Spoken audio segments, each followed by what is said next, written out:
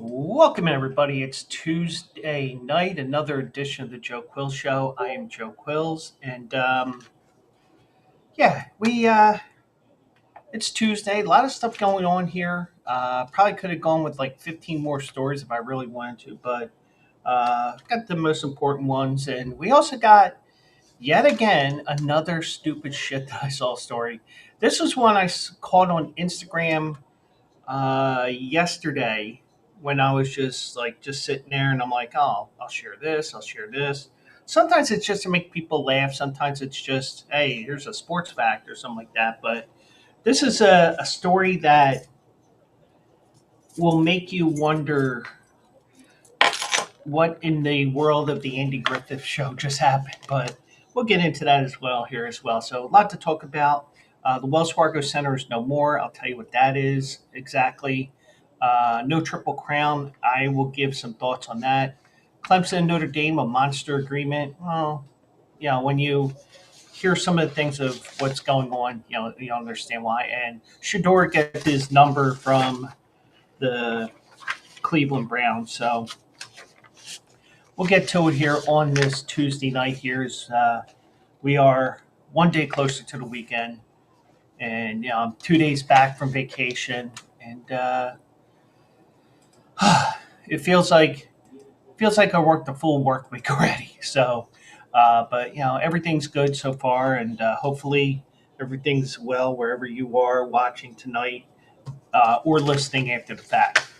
Last night, I kicked my Mike out of the house and out of the apartment, I should say. And next thing I knew, I was out cold on the couch, and I was still exhausted from um, my Florida trip and getting up early because I was getting up earlier each day that I was there in Florida just because of just seeing the clock there, and the clock in the bedroom was an hour ahead, but I wasn't worried about that. I wasn't changing anything. But I was getting up earlier and earlier, and I thought, you know what? I said, you know what? I'm going to bed early. I'm tired. I'll do that audio today, which I still haven't done. But it was an interesting night after Mike left because I crashed on the couch. I woke up at 4:30. Found out that the Denver Nuggets had won. Not in real time, but when they replayed the game last night at 4:30 in the morning, because I asked my Google home, and I purposely spelled that so I don't set it off. Um, I I had because the one thing I do, I ask it what time it is, especially when I wake up when I don't want to be up early. So I'm like, "Hey, Google, what time is it?" It's 4:20 something a.m. I'm like, "Oh fuck this!" I went back to sleep. But I didn't even look at the TV because if I start watching TV, I'll stay awake, and I didn't want to stay awake, even though in a way I kind of had to be up at 8 o'clock because I wanted to go get my wash done. I also wanted to go to the supermarket. I didn't do that only because there was only so much you could do between the time I got up, which was I finally rolled out of bed at like 9 o'clock. There was only so much I could do between 9 and 11:30 when I started work today. So I got the wash done. That was most important. Wash all my clothes for my trip and all that. Um, but um, but it was an interesting night. So both games last night, we talked about the Knicks game briefly, how the Knicks came back and won. Also, the um, Denver came back and won last night. Both games were crazy comebacks, and hopefully that's a sign of two great series that are going to be coming up. And who knows? Maybe all four will be great series where expect the unexpected, expect 6 or 7 game series and stuff like that. Um, but that's what I want to see. I just want to see. I just want to see great basketball. Also want to see great hockey. Um, all that because you know what? It's playoff time, and that's when people will watch more, and also you get more invested in it, even if your team's not in it, because Sunday night, um, Winnipeg and St. Louis went to Game 7. Winnipeg scored with less than 2 seconds left on the clock to force overtime. And let me tell you, when your team is not in the playoffs, you can enjoy those playoffs, and you hope, let's see how many overtimes this thing can go. And they almost went two full overtimes. I think it was 3 minutes left in the second overtime when Winnipeg scored. So, but playoffs have been great, and like Charles Barkley says every year, uh, the NHL playoffs are greater than the NBA playoffs, especially when you don't have a team in the race in either playoff. So, but uh, it's a great time of the year with everything going on. Um, you got baseball in full swing right now. They're a month into the season, or a little more than a month into the season. The Phillies are up 4-2 on Tampa Bay at George Steinbrenner Field. Um, and got a lot to talk about here. So the big news came today. Probably came around noon, I think, because I was sitting there, I was working. I'm like, okay. So, yeah, because I was like sitting here on my phone looking like this. I was like, oh, we have a new name for the Wells Fargo Center. And that is because, which is a shocker to me, note the sarcasm, Xfinity Mobile lands to the naming rights deal for the Flyers and Sixers arena. Now, here's the thing, and I said this today, and I said it on Facebook. I said it on somebody's Discord as well, and um, SJ on her.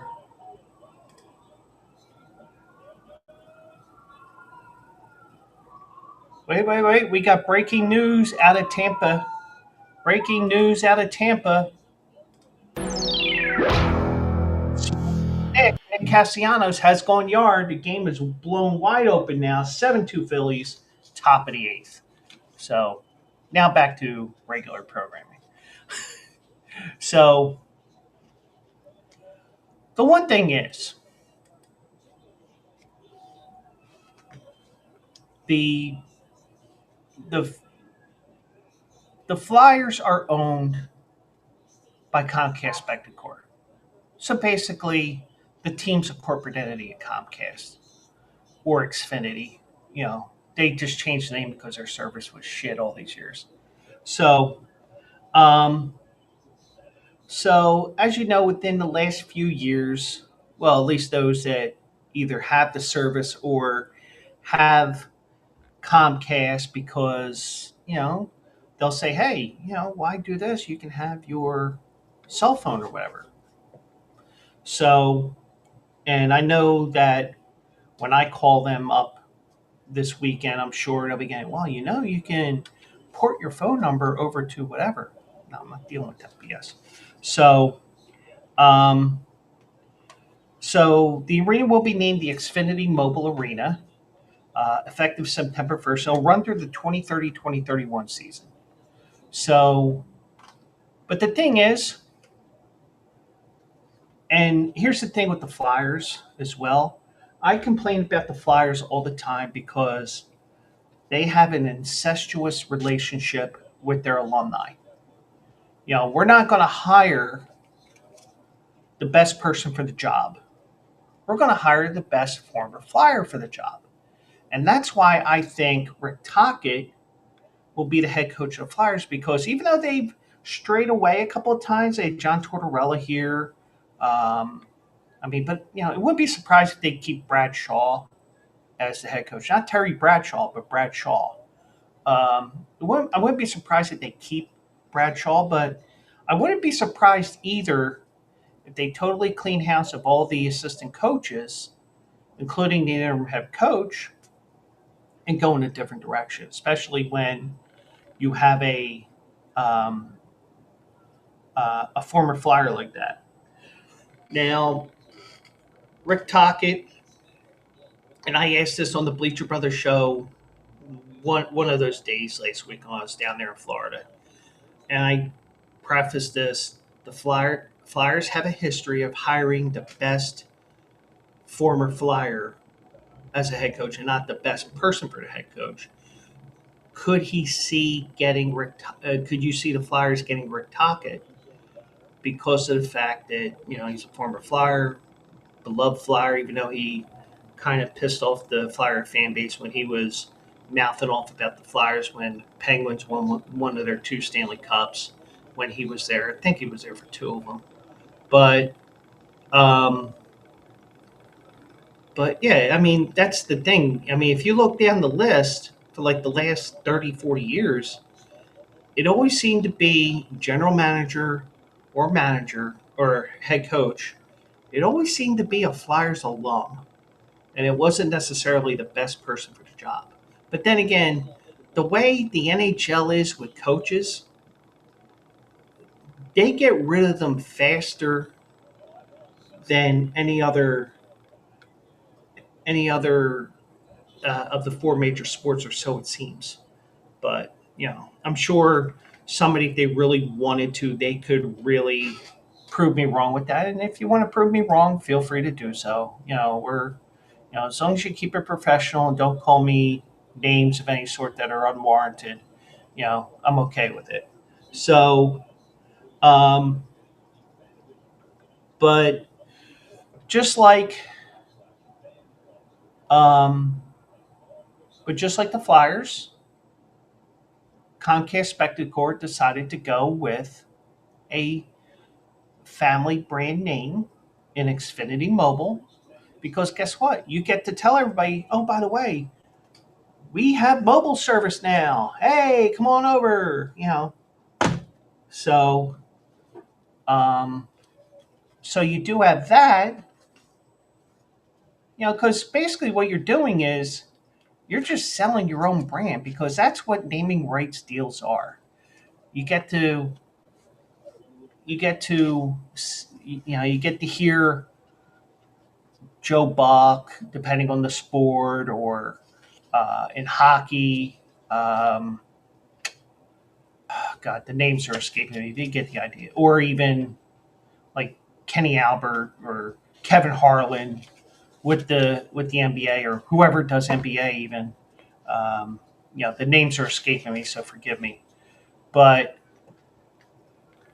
you hear, "Welcome to the Xfinity Mobile Arena," and in a way, you plant a seed into the viewers' minds that, oh, Xfinity Mobile, they have mobile now, and a lot of times, it's like, oh, I want to try out their service, or I want to investigate this. So, or you go to a game and you get people at each side of the arena hawking the stuff, kind of like how, like if you go to Walmart, you get people hawking electric, or um, Comcast, or even Verizon.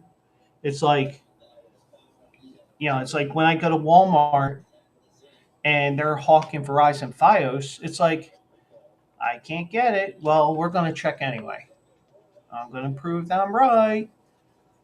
I am right. But, it's just that sometimes it's just like that with the city of Philadelphia. I mean, the city of Philadelphia is just like the Flyers. The city has a very incestuous relationship with Comcast as well, because everywhere you look, Comcast this, Comcast that, Xfinity this, Xfinity that.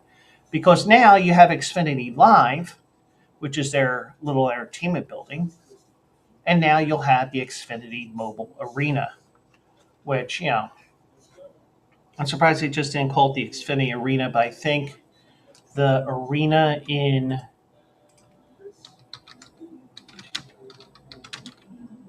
yeah, there's the Xfinity Center in College Park, Maryland, which is University of Maryland. There is the Xfinity Center in Mansfield, Mass, which is an amphitheater. So, you do have all different things that they have there.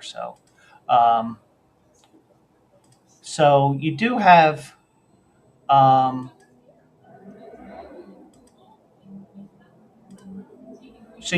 those different things going on, and it's just like, oh, the Xfinity this, the Xfinity that. It's like, but it makes sense if you think about it, because first of all, and I said this on, if it wasn't SJ's, uh, uh,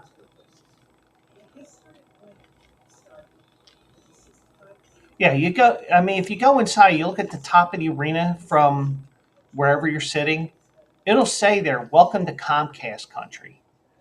So, um, and I said, I said on X today, I was hoping it would be, I was hoping it would be Pornhub Arena, and I got a response. How about Shit Arena? And I said Shiitake Mushroom Arena, but um, but it's just so. And I'm not saying this because I work at Redacted Company, which is a competitor to Xfinity, or what they're really known as, Comcast. It's not because they're a competitor to my job and my company. It's just that it's just the same thing over and over again. So, but the thing is, the Wells Fargo Center deal, which originally started as the Core States Center way back when, um, I believe it was like a 25-year deal, and of course, the 25 years, the arena's been open 25 years, and it changed names 4 or 5 different times from the Core State Center to the First Union Center, or as we lovingly called it, the FU Center, the Wachovia Center, and then Wells Fargo. And every name change was part of a corporate merger.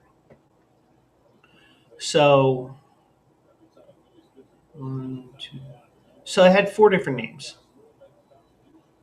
So the thing is, it was like a 30-year deal, um, or thereabouts.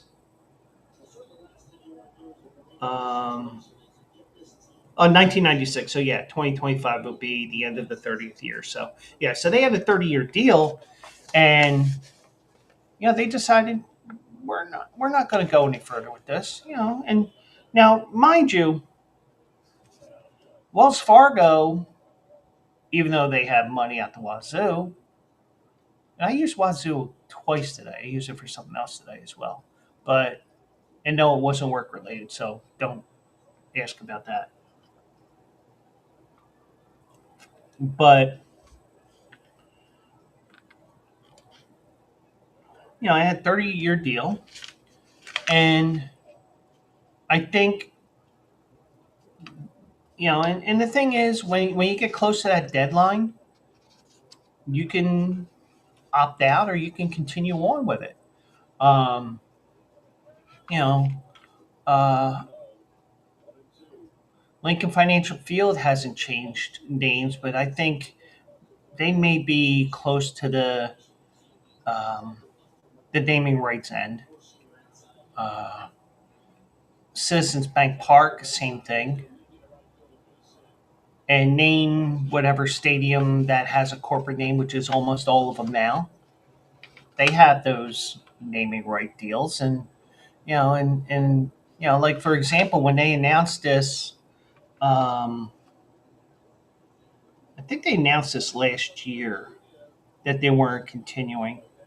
Yeah, they said last year they would not renew the deal with the building owner and operator Comcast Spectacor, the parent company of Flyers, when it expires in August. So, and a lot of naming rights either change names because of the rights deal or the business goes under. See Enron. Whatever the situation is, sometimes these business name ballparks change names because of the fact that they have those contracts have run their course, and they say, you know what, we can spend this in other ways. And it's a great way to get your name out there, or even in Wells Fargo's place, inheriting that because it's something that's going on 4 or 5 times, and you just say, all right, we'll just deal with this, but sometimes if a business goes under, like Enron, they have to quickly change the name, and that's why it became uh, Minute Maid Park, and now it's Dakin or something. When the Phillies go out to Houston, we'll know how they pronounce that. Or when they have a nationally televised game, whether it's Apple or Roku. And by the way, next week's this Sunday's the first Roku game, and you know, one day I have to get in my rant about games starting before 12 noon, or even at 12 noon. Nothing before 1 o'clock on Sunday, but that's a topic for another day. But um, so now, Comcast Spectacor last year completed a $400 million renovation project, and then all of a sudden, a couple of months ago, oh, we're going to build a new arena because Comcast Spectacor did get a bit strong armed by Adam Silver in the NBA to build a new arena to work more hand in hand with the Philadelphia 76ers because they were trying to get a downtown stadium, from what you remembered, and also um, they were trying to get that stadium on Market Street. It was right against Chinatown. Chinatown. Oh, we don't want that here. Oh, yeah, you don't want business. You don't want this. You don't want that. Even though I can understand why they wouldn't want it, um, but but they did get strong armed, and truthfully, it's only for 26, 27, 28, 26, 27. It's only it's only for 6 years, and that they will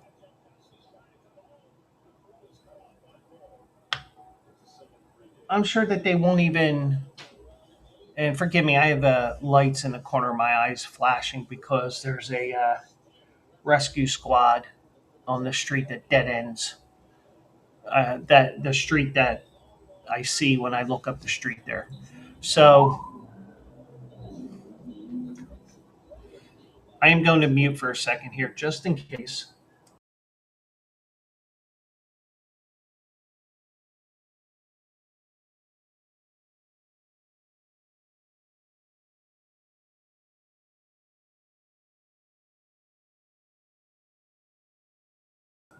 Okay, I think they're up the street enough. So that ambulance is probably taking somebody to the hospital because I see a car was sitting right behind it, and it's following that uh, that ambulance. Um, but it's a 6 year deal, and if you're going to have a naming rights deal, you want to be in it for 15, 20, 25 years because you know having to hear the Wawa Center or the Wawa Arena for 15, 20, 25 years, at a time where Wawa is going to is expanding further out towards the west. That would be a great thing for them, even though they chose not to do it apparently. But it makes sense because it's all within the Comcast family. But it's just like the Flyers. You don't get the best flyer for the head coaching job. You don't get the best person for the Flyers head coaching job. You get the best former Flyer for the job, which is starting to become incestuous again with Daniel Briere and Keith Jones up in the front office running things. But rest in peace, Wells Fargo Center, and the other names that you were, including the FU Center, where I remember they held um, the funeral for Gene Hart, and Bill Baldini goes live from the FU Center. but but um, I mean, it ain't going away yet, but the name is going away. So that's why I said R.I.P. Wells Fargo Center, because it's the name that's disappearing. So um, now, in the case of disappearing, the Kentucky Derby winner is disappearing for a couple of weeks because it was announced today that Sovereignty will not run in the Preakness. When it says here, the article by David Gretting on the Daily Racing Forum website, when Sovereignty runs in the Belmont in Saratoga on June 7th, he will not be attempting to win the Triple Crown. The Connections to Sovereignty today said that they would skip the Preakness on May 17th and point to the Belmont, which for the second straight year will be run at Saratoga at 1.25 miles, opposed to its usual distance of 1.5 miles. Now, Bill Mott, the trainer of Sovereignty, said, while the horse came out of the Derby in good order, he believes the horse would benefit from more time between races. And I saw Nick Hines, a.k.a. Sarge. He said, good that they're looking out for the horse. And that's the thing, yeah. You get a tough decision you have to make. Horse, fame. Horse, And sometimes just like, just us as humans, you have us go working a little too hard, and humans, we burn out, or if we're running too much, maybe we blow out an ACL or something like that, or you know what I mean. But in the case here of a Sovereignty, he'll get a 5-week break, and he's going to be shipped up to Saratoga, where he will prep for the Belmont. So um, So Mott said today, we want to give the horse more time and take a shot at the Belmont.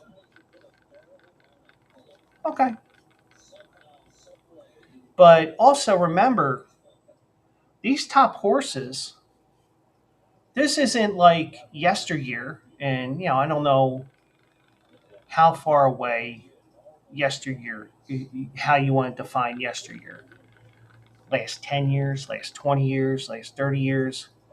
And part of it may be because of alternate wagering that fills the pool, fills the purses with these races and all that. And it may not be. It may be science. It may be HISA in a way, because we're looking out for the horses more and more, allegedly. And I say allegedly because there's always something that slips through the cracks. I don't care how focused in you are on one thing, something always slips through the cracks. But I will say this.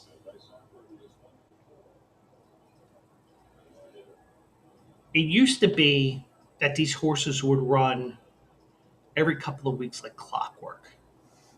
You know, you'd run at the Kentucky Derby, Preakness, and Belmont. And it used to be that 4, 5, 6, 7 horses would run in all 3 races. Now you're lucky that you get more than 1 or 2 horses that do that. Now, Dean Wayne Lucas, he's old school. He had Seize the Gray run all three races. But then again, how old is Dean Wayne Lucas? About 112? I mean, I'm exaggerating, but you get the idea. So they have, but the thing is, it's no longer about running for the money all the time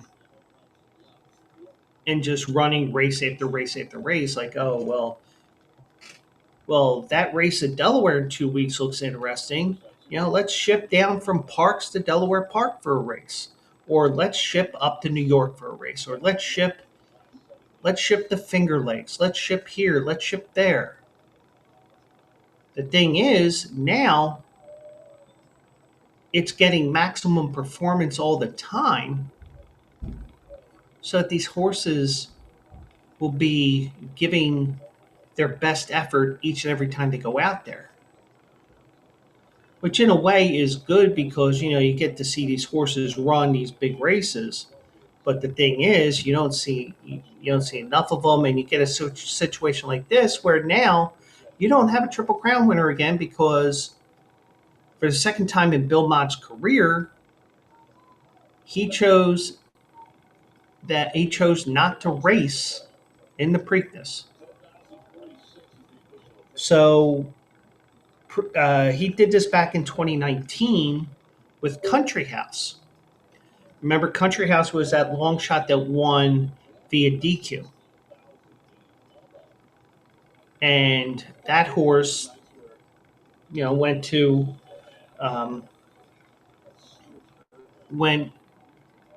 on a break and never returned.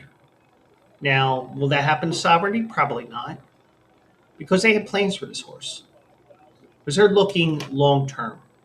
And since it's a Godolphin horse, Godolphin is a major horse racing entity that races all over the world. I mean, you could see their famous blue silks in America, in Europe, in the Middle East, even though I don't think they are now this time of year because it gets so hot there this time of year. Down in Australia, you will see those silks all over the world. So they're not focused on just one race or just 3 races in a 5-week period. They're looking for this year and even next year.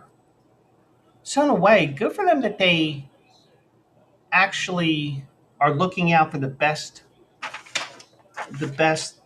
interest of the horse. But as a fan, it sucks ass.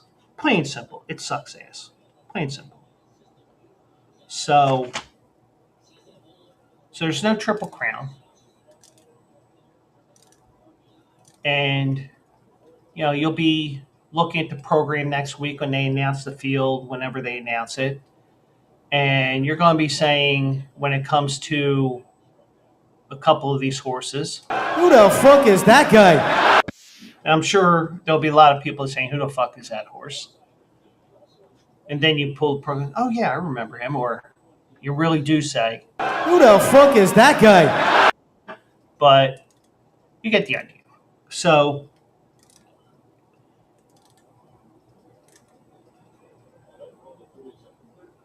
Mott did say today, I think the Triple Crown's a great thing. It's a huge challenge, and any horse that does it is great.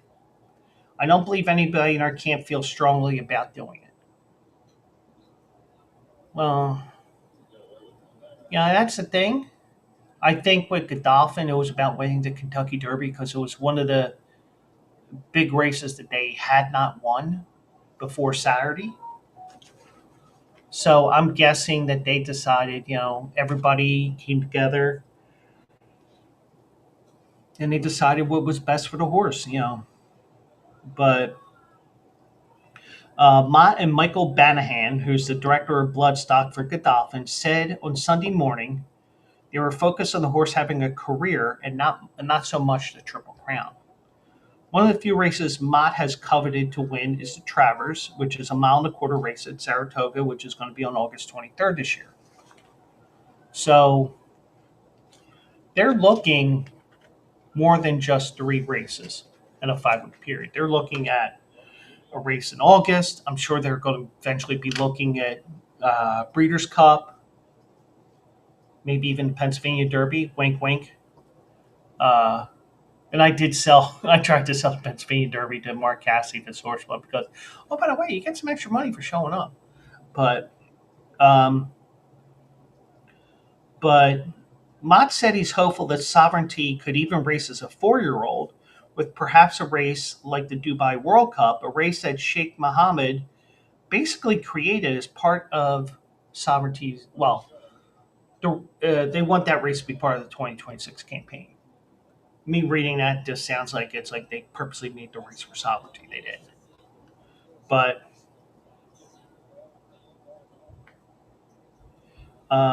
Mott said, "I guess I'd love to extend his career a little past his 3-year-old year, and if that's the decision the Godolphin team is going to make toward the end of the year, of course we've got to make it to the end of the year first. So, you just got to make sure got to make sure the horse is in good shape and all that. So, um, now, if you remember, he won the Fountain of Youth. He finished second in the Florida Derby before his Kentucky Derby win.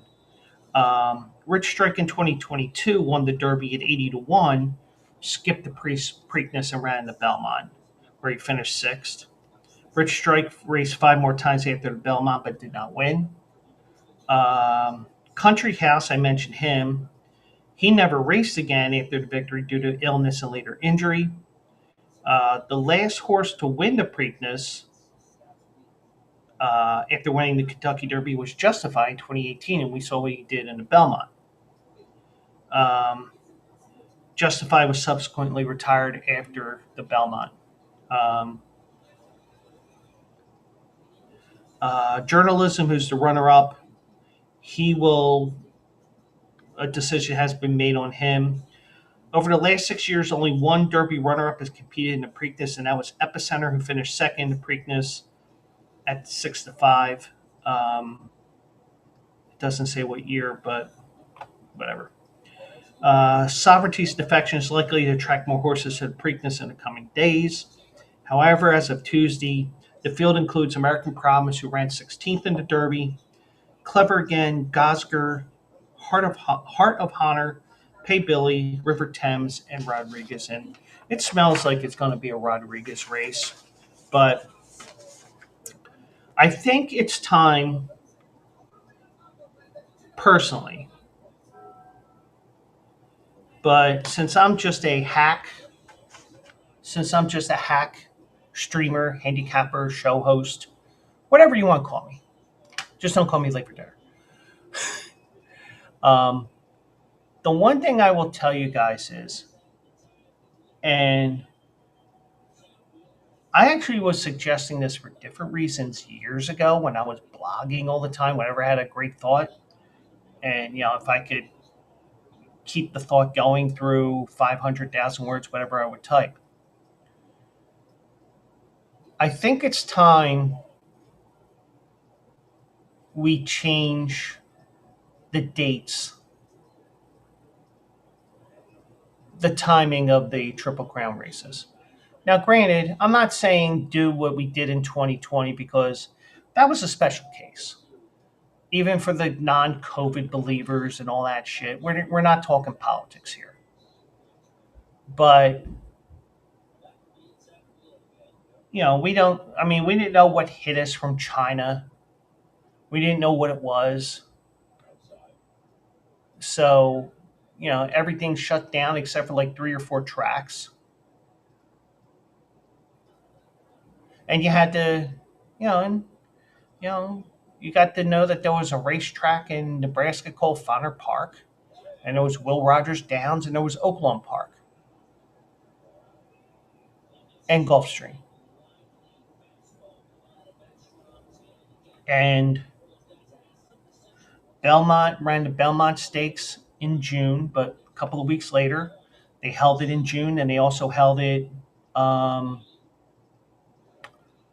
at a mile and an eighth because not the horses may not have been completely fit. Let's play it safe with these horses. Let's go 3 furlongs shorter, make it a one-time thing, which they did. It went back to a mile and a half the next year. Um, the Kentucky Derby wasn't until Labor Day weekend, and then you had the Preakness in October. Now, I'm not saying change the order that these races come about. Kentucky Derby should be first. Preakness should be second. Belmont should be third. And I'm looking out. I'm looking out for the casual fan because other than the Kentucky Derby, if you ask a casual fan when the Preakness is or when is the Belmont, I guarantee you they would be. I would be playing this when they give me wrong answers. Because truthfully, I think that I would say the casual fan would not know when the Preakness or Belmont is. And I'm sure I'm wrong. So be it. But I think that most sports fans that are very casual with horse racing or only watches it because it's the Kentucky Derby. I guarantee you, many people, I would say at least half the population, does not know when the Preakness is or when the Belmont is. That's why I suggest, and I mentioned this again last year, or maybe 2 years ago, probably last year because I was streaming then. That's why I suggest moving. Actually, I think I wrote an article on this on Bleacher Brothers last year. I think that you move the Preakness to Memorial Day. So, I mean, but you're going to have years where the time frame is very short, which will lead to a situation like what happened today with Sovereignty and the connection saying, we'll skip this. You make the Preakness Memorial Day, and then you make the Belmont the 4th of July. Oh, but it's not the 2 weeks and 3 weeks and whatever. Well, sometimes you have to change things up. I mean, look at baseball. They've changed so much with the pitch clock and you know pitch clock and um, the bigger bases and the ghost runner in extra innings, which they need to get rid of. But some sports adapt and some stay left behind. And horse racing has fallen behind. Fans don't want to go out there. The problem isn't getting somebody, and this is something Jason Beam says all the time. It isn't about getting them to the races, especially for a big day. It's how do we get them to return for something other than a big day? You know, I mean, oh, we're having a giveaway here at Parks, blah, blah, blah, blah, blah. Okay, a lot of people come out for that, but other than that, a random Tuesday, nobody's going to go. I thought I saw a couple of tumbleweeds today when I was watching the first couple of races in Parks. But I exaggerate, but you get the idea. So you may have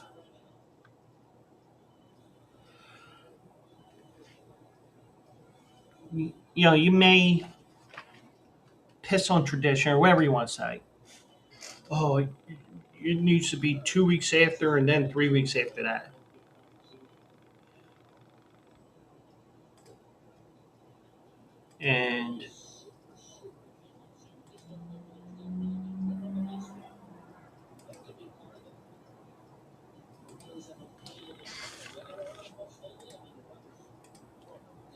And I got a spammer here.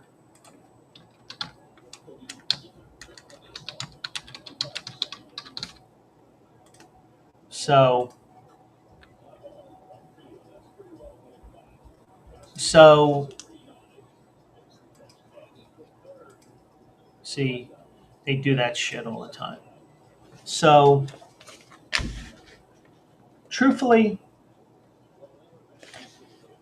I think if you go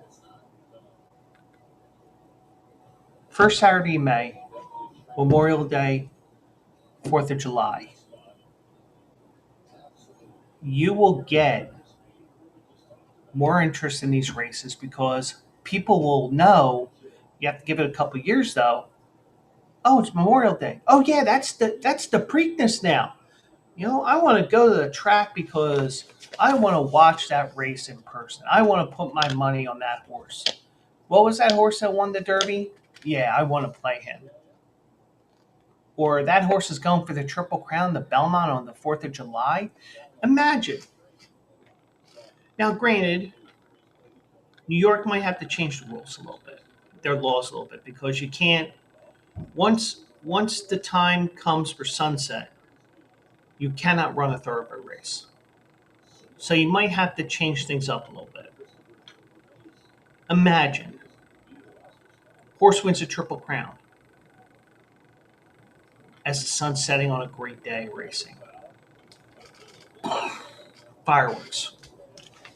Now, granted, you'd have to worry about the horses and probably couldn't be able to do it, but I just think 4th of July would be a great day to have a Triple Crown winner.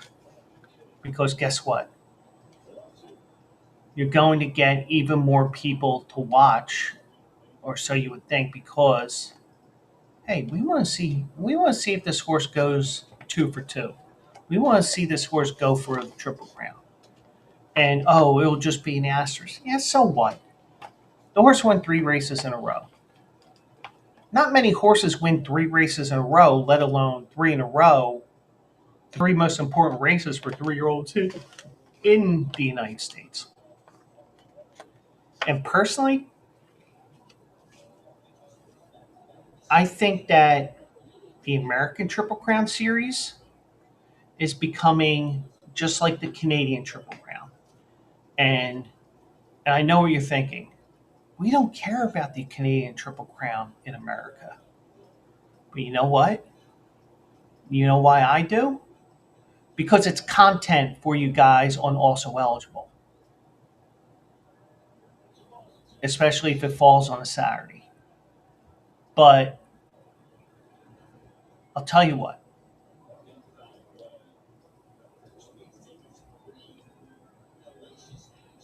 The last few years, and they tinkered around with the Triple Crown, and part of it may be political BS between Woodbine and Fort Erie because Woodbine wants to host all 3 races apparently, and Fort Erie saying, "Oh no, you don't." Now, part of the reason why many of these horses are skipping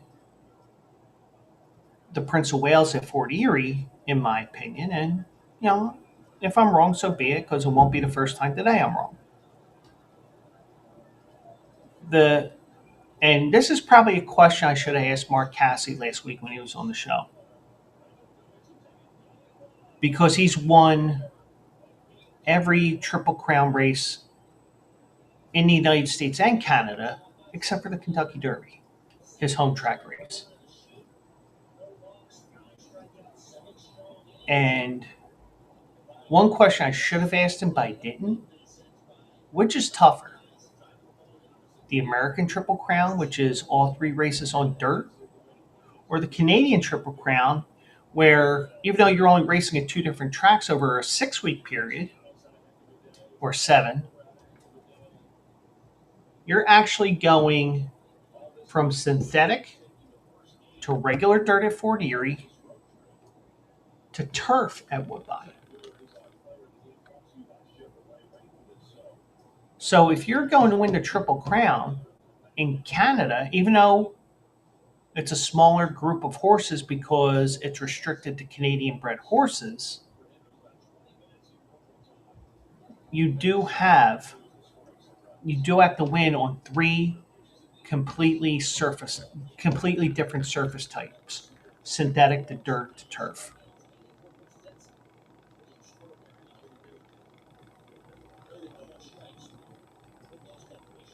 But a lot of these horses, and I give the connections of Caitlin her greatness. I kind of give them a pass because guess what? That race got pushed back a week because of problems with the track and everything last summer. So hey, they didn't want to run her, so be it. You know, you have to move things around. Things happen. But I think it's time that we do change things around in America, not only for the horses but also the fans. Because guess what? Memorial Day, that's the Preakness. 4th of July, that's the Belmont. And guess what? Belmont was complaining last year, if I remember correctly, that the it's going to take us outside of our season. No, at least it didn't last year. If you were running at Belmont Park, because guess what? Memorial Day is at the end of that boutique meet at Pimlico, and guess what? When after they tear down that grandstand and they rebuild Pimlico, they won't have they will be the only thoroughbred track in Maryland because they're shutting down Laurel Park, which I think is a bad idea. Personally, I think they should have shut Pimlico, but the city of Baltimore has the horse racing industry by the balls, in my opinion. But if you go to, um, you got Pimlico, they run to Memorial Day, I believe. So it isn't like you're totally messing things up. So you could do that. And then you have the Belmont. Now, the Belmont will just be closer to the end of the meet instead of smack dab in the middle. Oh well.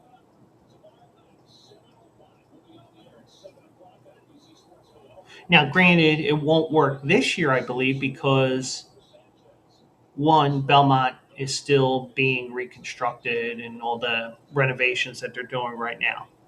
They are doing that. Also, you do have the um, the races at Saratoga right now. So, and I believe that the 4th of July week this year is at Saratoga, and they're calling it the Belmont at Saratoga week. Or I don't know what they're calling it. Yeah, but I think it's worth discussing. And if you're watching this on YouTube after the fact, chime in below. Chime in on anything because guess what? We can have a fun discussion. You know, and I'm sure there's a lot of people that were like me and said, "Oh no, we don't need the designated hitter in the National League." Well, personally, I still feel that way. I feel like the pitcher should hit in both leagues because guess what? That's guess what? You're a baseball player, you're a pitcher, but you should be able to do more than just hit, more than just pitch. I mean, but so that is something that should be on the front burner because is this about is this can we get that happy medium between the horse and the fans? Because this is now the third time since 2019 off the top of my head that we do not have that somebody has bowed out of the Triple Crown because we don't feel like running. But I understand why they want to do it. I just think that maybe we need to change things up a little bit, and the timing of that won't affect the way that the races are being held or the race meets. It'd just be that you change the time. You just change the timing of the meet, where instead of being in June in the middle of the meet for Belmont, it's at the very end. But that's just me. And especially if you're on YouTube, um, feel free to chime in because I'm always willing to discuss things. It's just that I have to see them too. But so, but I was saying also eligible, and we're going to be looking at New York racing this weekend. They have the Peter Pan this weekend, which is a prep race for the Belmont Stakes. So we'll see what they have in store on Saturday. We'll look at those races and maybe we'll fill in some things here and there as well. Let me just check one thing here because the entries have been out for a day because the Daily Racing Form did update the schedule for the race of the day for the week, and tomorrow will be Horseshoe Indy, Belmont, Wednesday, Thursday, Friday, and Saturday. They have, I think, 12 races on Saturday. Let's go back over here, and let me just look this up here real quick.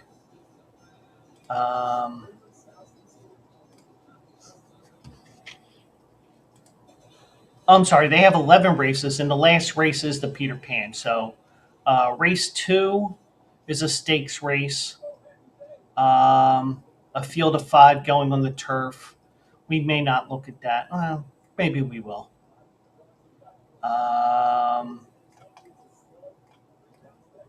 Race 3, start allowance, optional claiming race, race 5, maiden race on 6. 7th race is a stakes race, 6 horses in that race. So, short fields here. Allowance race in race 8. You got a sprint race for the fillies, 3-year-old fillies going 6 furlongs. They get 11 horses in that race. So that's definitely a race we're going to look at. The 10th race is a stakes race as well. There is 11 horses in that race.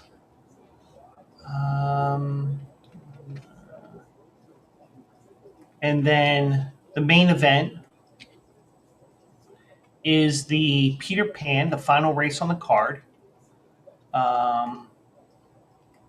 There is 10 horses in that race. So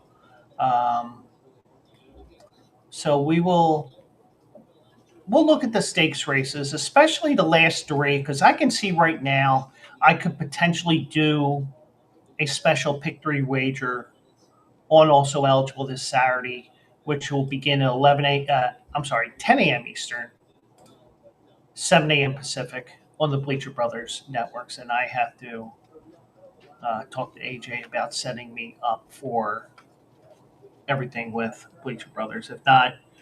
If it's not on the Bleacher Brothers Twitch, just go to my Twitch, twitch.tv/Joe Quills, and we'll have some fun on Saturday morning. Now, I did see this morning when I was looking for stories and stuff like that. Now, some of the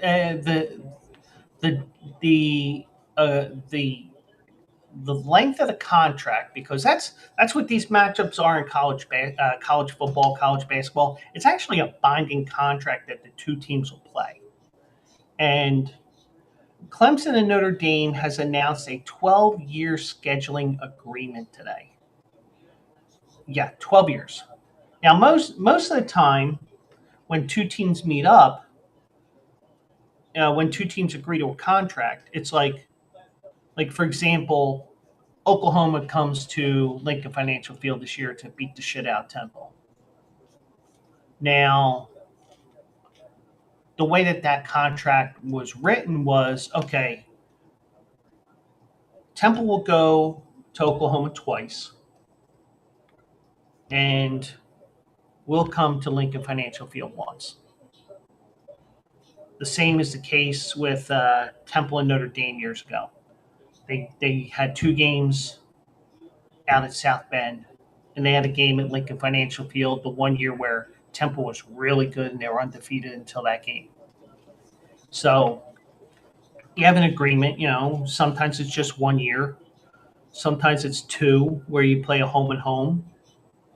Sometimes it's three, especially with a smaller Division One school where okay, well, you have a facility that we can help you fill, but you're going to have to come to our stadium twice. So we'll give you $1 million each time you come to Norman, and we get kicked the shit out of you, you know. But you get to be on national TV. So in this case, Clemson and Notre Dame announced a 12-year scheduling agreement that will pit the two colleges against each other annually through 2038. Now, these are two powerhouses, and if Notre Dame would get off their high horse and realize, you know what, independence is not as great as it seemed years ago, even though they still do it. Um, they still have ties with the ACC because all their other sports that are sponsored by the ACC are part of their thing. So the Tigers and the Irish have had a recent history of marquee showdowns. They last met in 2023 when Clemson won 31-23. And the schools believe their new agreement, which begins in 2027, could be the start of a top-tier rivalry. Well, if Notre Dame wanted a top-tier rivalry, in my opinion, they should have kept Michigan. Because it sucks that they don't play every year on the second week of the season. But that's just me. So, Notre Dame athletic director Pete Bavacqua, not Kirk Bavacqua, where Tommy Lasorda went off on him with a home run or something, but he didn't go off like Kingman with his 3 home run performance. But anyways, Pete Bavacqua said, "It's been such a great rivalry, and we want to see it happen every year. It's historically been a great back and forth. I think we could see it continue to develop into one of the great rivalries in college football. A great non-conference rivalry, I will add, right now. Because Notre Dame, except for 2020, was not in the ACC for football. Now, they have played 8 times, but many of those matchups have been marquee events. In 2015, Dabo Swinney captured the attention for calling Clemson's 2-point win over the Irish in the midst of a downpour, a bring-your-own-guts game that helped set the stage for the Tigers' first college football playoff appearance. 2018, Clemson beat Notre Dame 30-3 in the Cotton Bowl before winning a national title. In 2020, Notre Dame played as a full-time member of the ACC due to COVID-19 scheduling concerns. The Irish won a shootout in the regular season, only to fall to Clemson in the ACC championship game. Both teams made the playoffs that year. Now, for both schools, this has practical implications. God forbid. You make something, you have an agreement that makes sense. Notre Dame ensures a marquee matchup on its schedule as it hopes to build a playoff resume as an independent. Because remember, they can't get an automatic bid because they're not in a conference. but they're okay with potentially playing 4 games in the postseason like they did this year, even though they lost in the championship game. For Clemson, it's an annual game against one of the biggest brands in college football.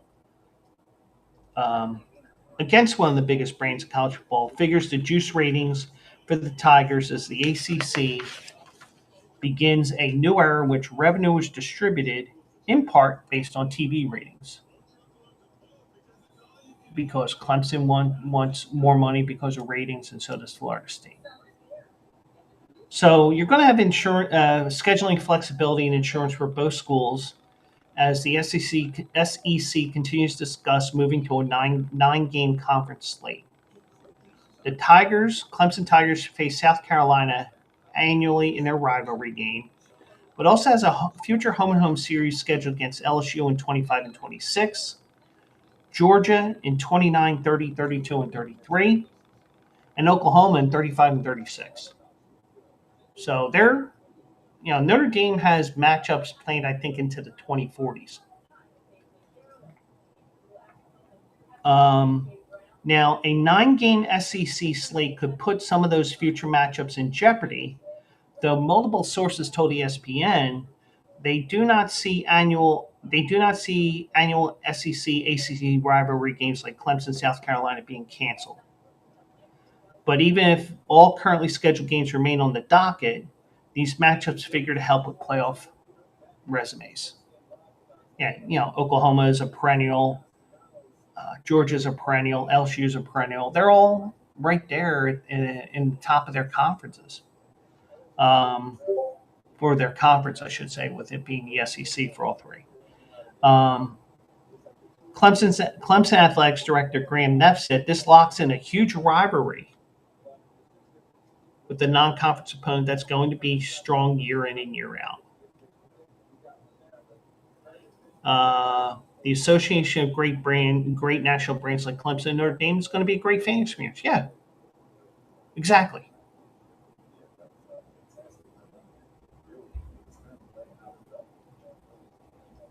You're going to have a matchup that you're going to look at every, even if you want to look ahead, I think it's fbsschedules.com, or football fbschedules.com, whatever it is, but,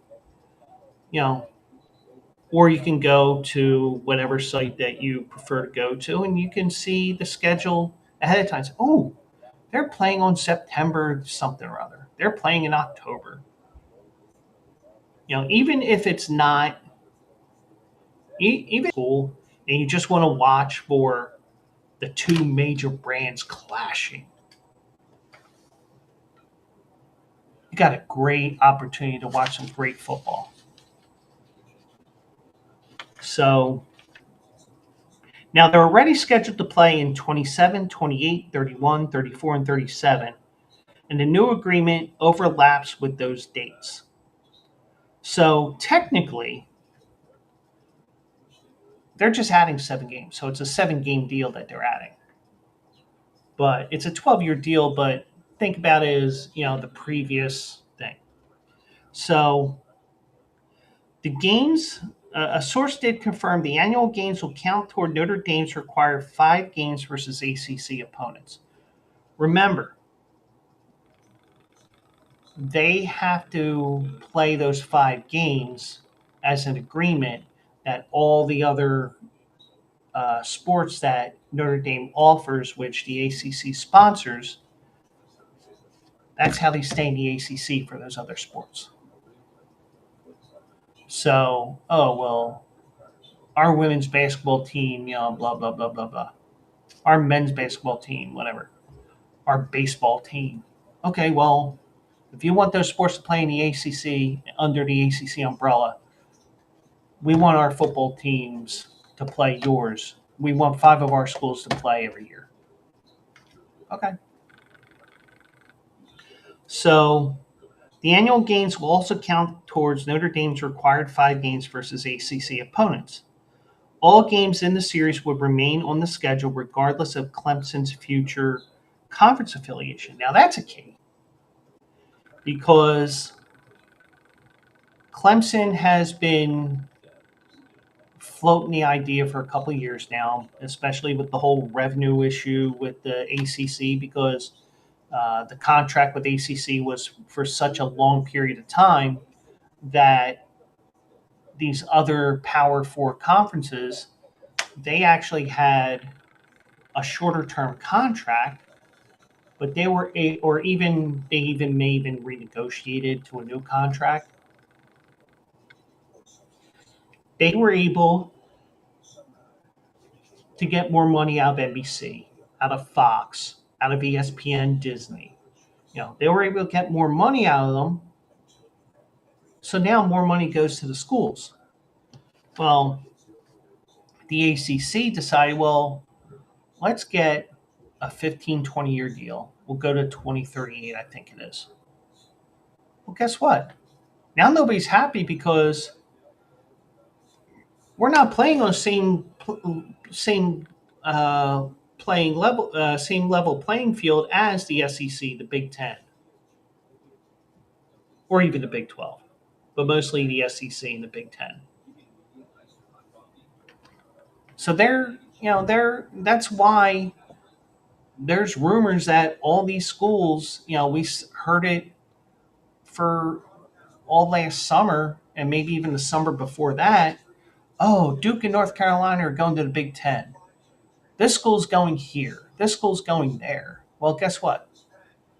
If such and such a school like Clemson or Florida State is going to the SEC, the way the SEC does it is you don't apply, you don't go to the commissioner and say, we want in the SEC. The SEC comes to you and says, hey, what do you think about this? What do you think about joining us? And then they go through the whole selling point and they sell themselves and they all have to agree to everything. So it's not anything.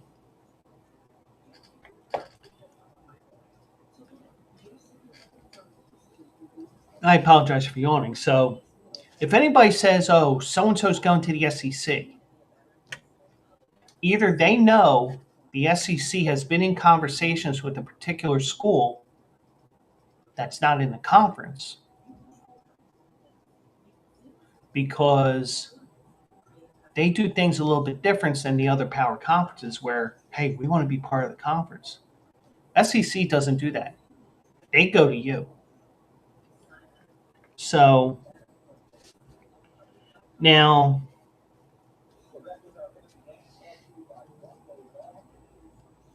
scheduling is expected to be a significant topic at this year's ACC Springs meetings later this month as the league looks to bolster its own playoff prospects. Now, in my opinion as well with the playoffs, you're going to have good years and you're going to have down years. Now, the ACC was very lucky that they got two teams in. Now, granted, they both laid some major eggs. SMU had to play in the extreme cold at Penn State. Clemson ended up losing to Texas. But if you think about it,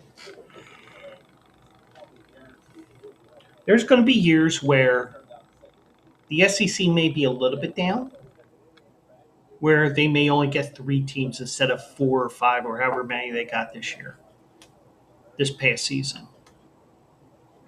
It may be that the Big Ten only gets three.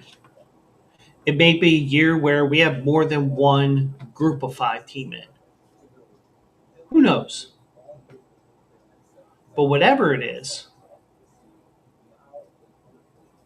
you do realize that, things are, it's just the way things are. But it may be that of those 12, 14, 16 teams, whatever they end up with, it could be that it turns into the SEC and Big Ten Invitational. There's always where it can go extremely Big Ten and big SEC heavy.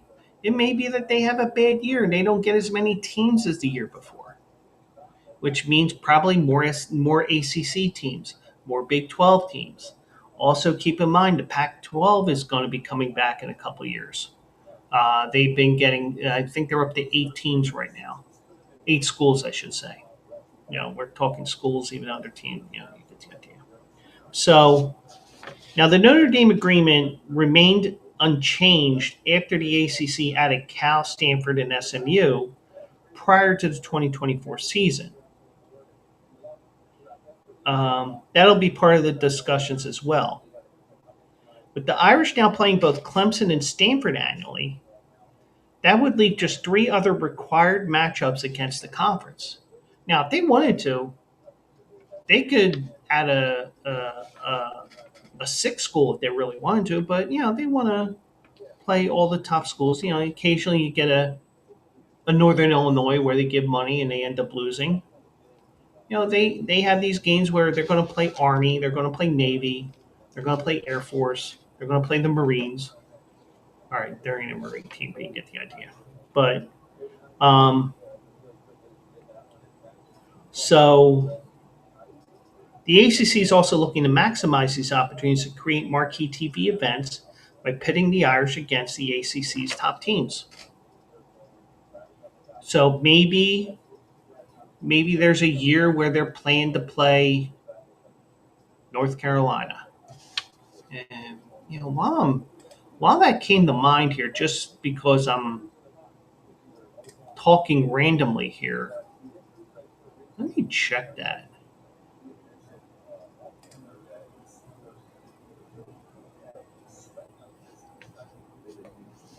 North Carolina does not play Notre Dame this year.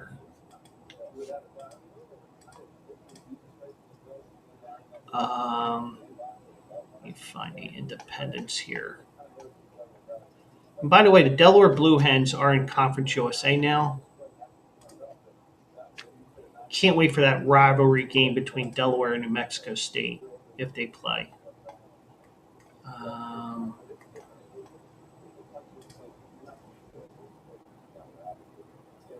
Okay, they do not play New Mexico. Okay, so going back to Notre Dame here.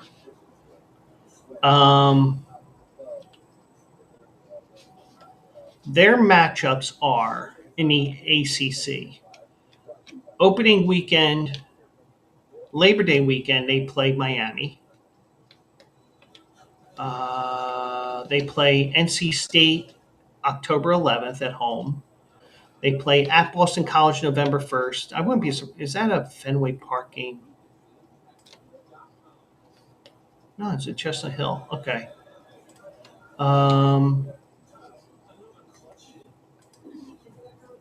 They play at Arkansas. That's SEC.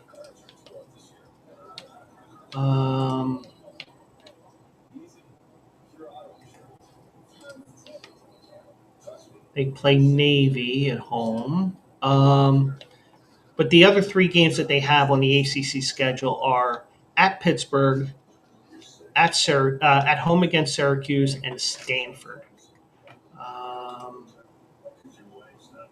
Because usually they play a game in an NFL stadium. But I'm not finding it here.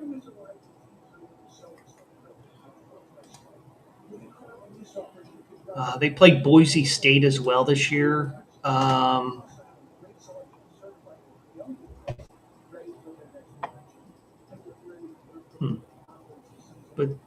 they're not playing a neutral site game from what I see so far. Okay. But enough about that. Let me go back over here.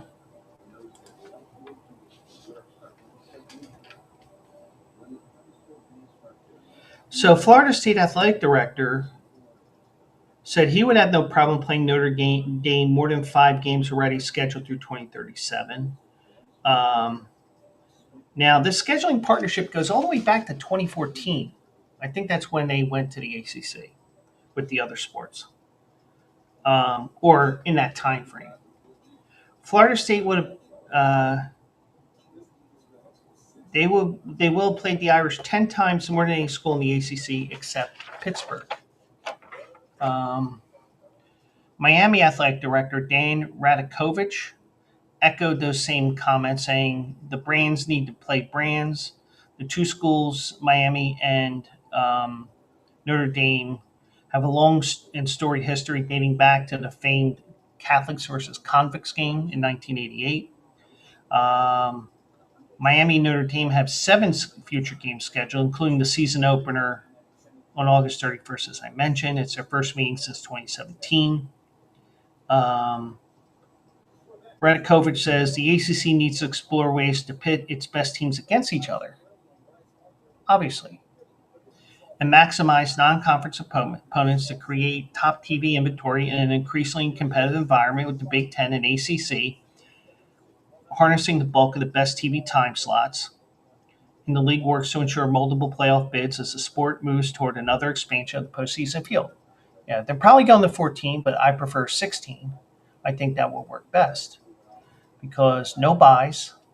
I mean, they're not going to do what I say because, God forbid I say something that's fair to everybody. Make it like the NCAA basketball tournament where you have all the conferences, all the conference winners, since everybody has a conference championship game. You have 10 conference champions, you have 6 at-larges, and then you play it out. You just seed them 1 through 16, and away we go. That's all you got to do. It's not that hard. Um, so,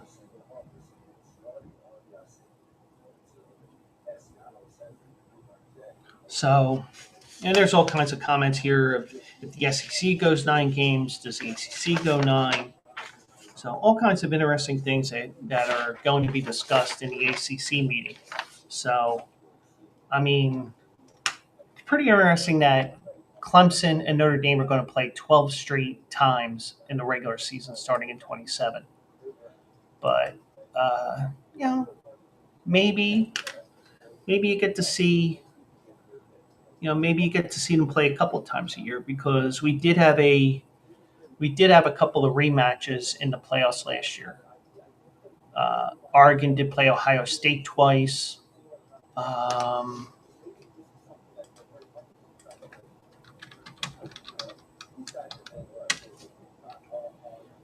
Let me look at the playoffs here.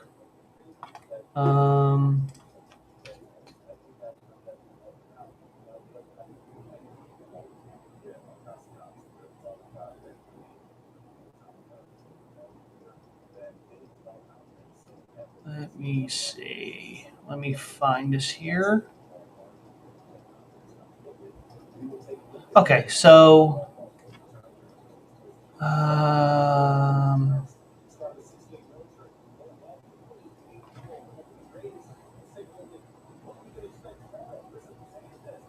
yeah, I think that was the only rematch there was.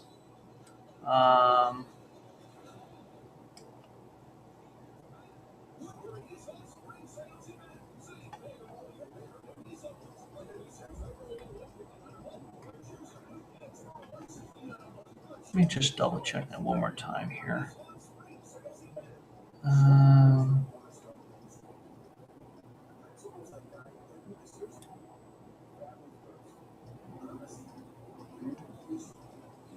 well, I give up trying to look for that. But I know Ohio State and Oregon rematch because they're both in the Big Ten. But but you can have a matchup between two conference rivals and they didn't play each other in the regular season. So now on to the NFL here, and I saw this as an interesting story here because today was Number Day in Cleveland, and they did announce the numbers of their draft picks. And Shadeur Sanders will not be wearing number 2. He's going to be wearing number 12 this year, at least through training camp. And there's a reason why I say through training camp, and it's not, oh, we're just cutting his ass. No, we're not going there. So throughout high school and college, Shadeur Sanders wore number 2, even incorporated it into his branding. As he begins his NFL career, he's going to be wearing a new number 12. So the Browns announced the jersey numbers today for their rookies. Now, the reason why he didn't get number 2 is because wide receiver and return specialist DeAndre Carter, who was signed earlier in the offseason, picked number 2. So it's just that it wasn't available. Now, Sanders' jersey number is a notable choice as it was also worn by 7-time Super Bowl champion Tom Brady, who has been a mentor to Sanders. So, hey, thanks for helping me out. I'm going to wear your number, but I hope I can read the defense. So he will wear his new jersey number for the first time on Friday when the Browns open up their 3-day rookie mini camp. Dylan Gabriel, the former Oregon, Oklahoma, and UCF standout who was selected ahead of Sanders with the 94th pick, will wear number 5. And remember, 5 will always love you. The rookie numbers are subject to change, but the Browns said they will be worn throughout training camp. Now, the one thing is, I think this may keep Sanders from wearing the number 2, even if DeAndre Carter does not make the team. And this is why they say through training camp, because you can change numbers. I remember, but back then, up until a couple years ago, we had a strict number system. If you're a quarterback or kicker, 0 to 19. Wide receiver, you can wear 10 to 19, or 80 to 89. You remember that. Personally, I wish we still had that number scheme because, I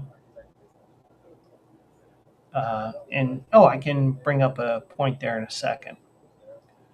But I will say this.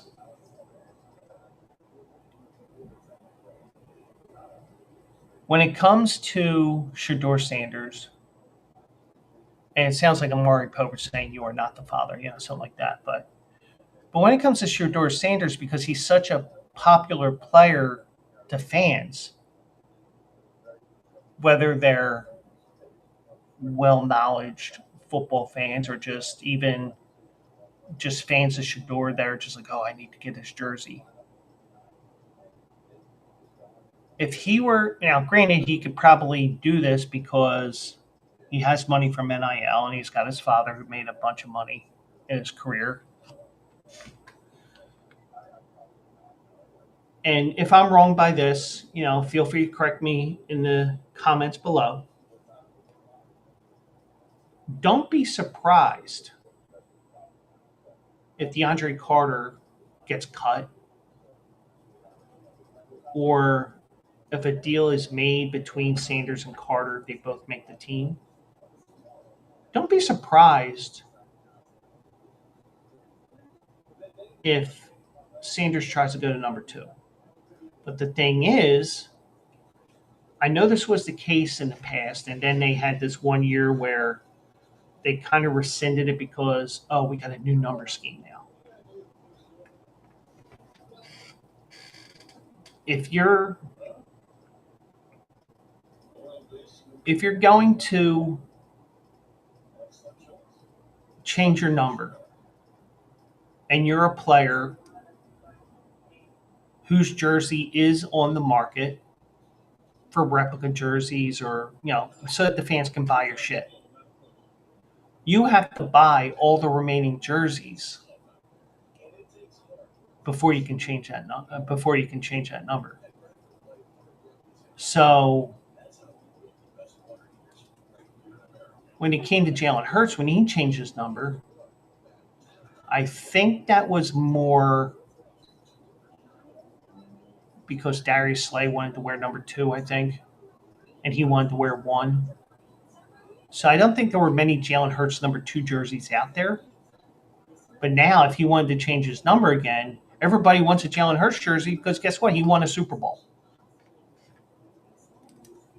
Now, if I'm wrong with the whole having to buy all the jerseys that are out there in the market, if I'm wrong, so be it. But, we'll see what they do here. And thankfully,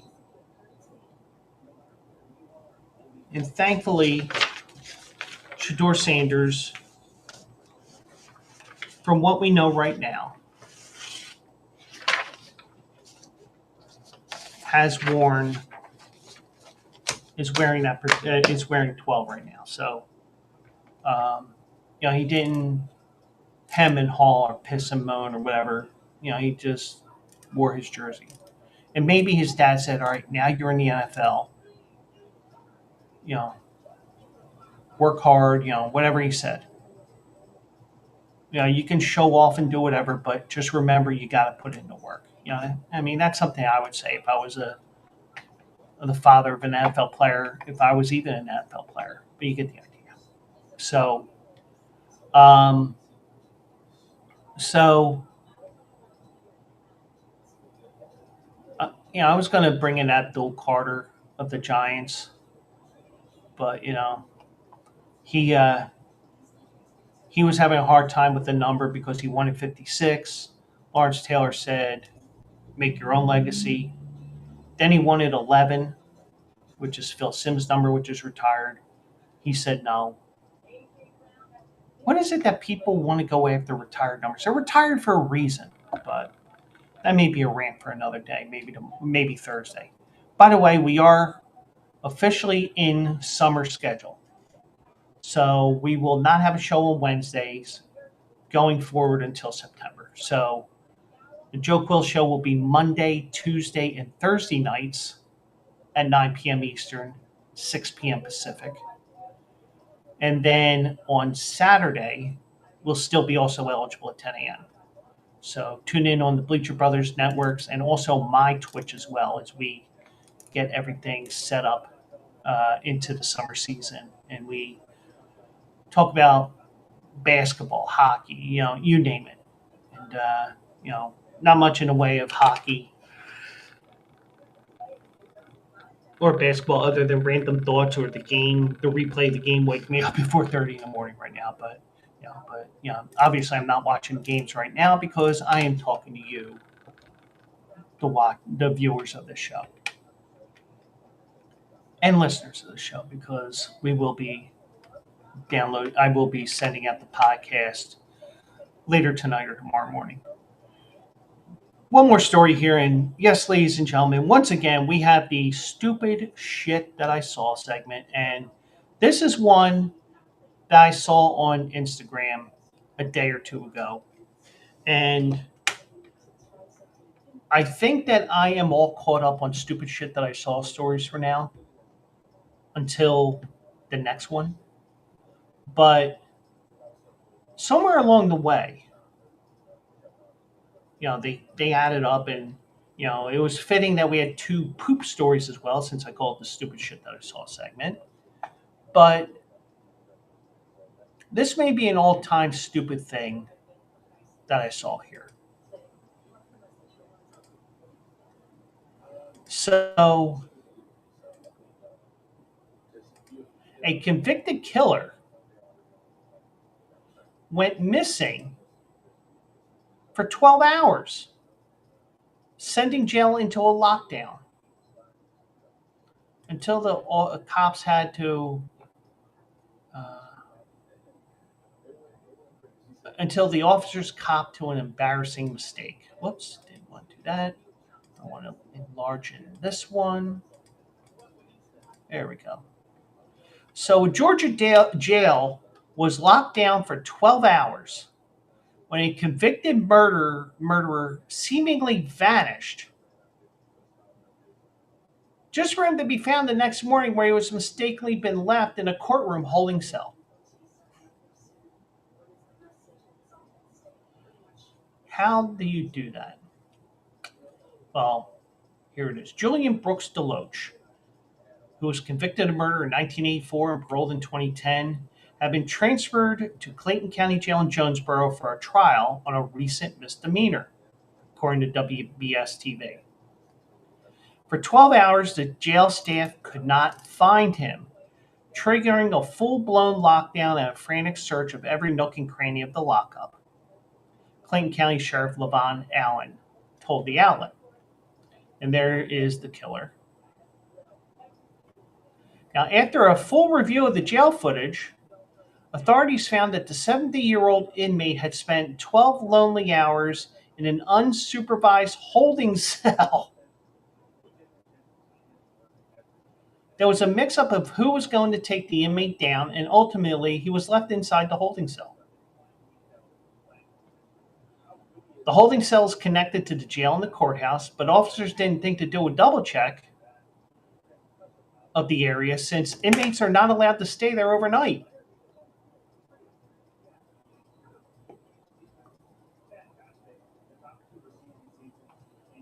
Now, he only had a bench and a toilet to keep him company and was left unsupervised after 6 p.m., according to Allen.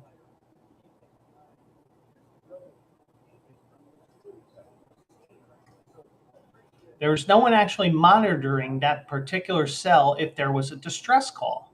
Allen said, noting the forgotten inmate was in no danger to escape since the holding cell is attached to the jail. He was discovered at 7 a.m., 12 hours after he was placed in the cell, according to authorities. Allen suggested that the correctional sergeants responsible for the blunder be demoted and the 2 deputies assigned to the court division be suspended, according to the outlet. The officers waived their right to a hearing and accepted the sheriff's recommended punishment, the outlet said. So, what in the world of the Andy Griffith Show happened? But that's exactly why, as I come back to May here, that's why I like to have this segment. And I like to have it as something that pops up from time to time because, you know, whether you call it the bizarre file like Preston Steve does or whatever your favorite morning show calls stories like this. I'd like to have this as a fun segment, but I don't want it as a segment that ends up being something that's forced. If there's something that's worth mentioning, yeah, I will more than happily do it for you guys. But sometimes you just have to have fun with it. So, uh, and by having it as a sporadic thing, even though we've been getting a lot of these stupid stories lately, I just want to let you guys know this isn't something that I look for all the time.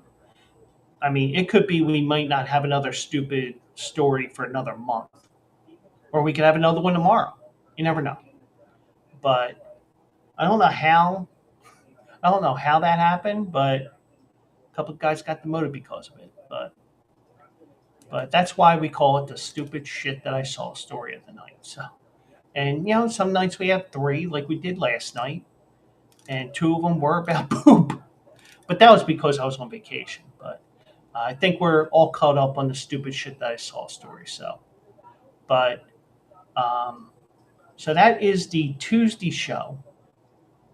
And reminder once again, no show tomorrow night. I have to update the Twitch page so that it shows I'm not hosting on Wednesdays. So we will be live again Thursday night at 9 p.m. Eastern. So join me at twitch.tv/Joe Quills. I'm also on my YouTube and also the In the Bleachers YouTube. Check them out as well. And we will have a good time here, have some fun, and whatever you guys want to do. So, so that is it for now. I do appreciate each and every one of you for joining me tonight. And we'll do it live again on Thursday night at 10 o'clock.